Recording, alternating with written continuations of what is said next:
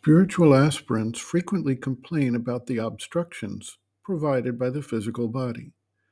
There's a need to eat, a need to sleep, the constant pressure of physical existence, the wear and tear of the aging process, the potential for illness or injury, and the eventual breakdown and dissolution of the body, and the attendant needs of caring for and addressing the circumstances of the body. As they focus on the vital, mental, and spiritual aspects of their existence, seekers frequently begrudge the role the body plays and the need to address its requirements. This has led seekers to try to starve, torture, and discipline the body with extreme means in some cases, as the perceived obstructions of the body to the spiritual practice have caused them to find ways to minimize or even remove the bodily limitations. If we shift our focus instead to the role and advantages provided by having a physical body, we can see that there is a real and substantial purpose in the creation for such a development to have occurred. In order to create a node or nexus of action, a focus for the flow of consciousness, and the creation of multiple separate viewpoints, a physical form is helpful.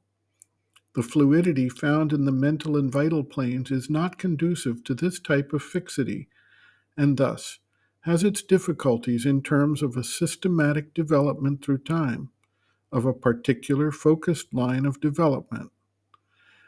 The physical body also provides a form of protection from attack by forces of the vital plane.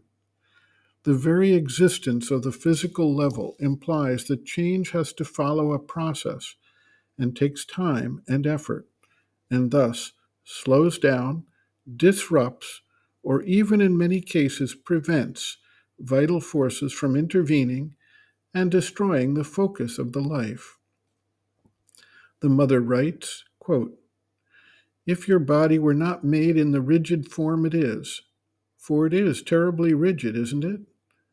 Well, if all that were not so fixed, if you had no skin here like this, solid, if externally you were the reflection of what you are in the vital and mental fields, it would be worse than being a jellyfish. Everything would fuse into everything else like this. Oh, what a mess it would be. That is why it was at first necessary to give a very rigid form. Afterwards, we complain about it.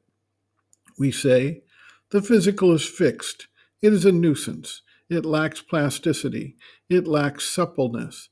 It hasn't that fluidity which can enable us to merge into the divine. But this was absolutely necessary, for without this, if you simply went out of your body, most of you can't do it because the vital being is hardly more individualized than the physical. If you came out of your body and went into the vital world, you would see that all things there intermingle, they are mixed, they divide, all kinds of vibrations, currents of forces come and go, struggle, try to destroy one another, take possession of each other, absorb each other, throw each other out, and so it goes on. But it is very difficult to find a real personality in all this.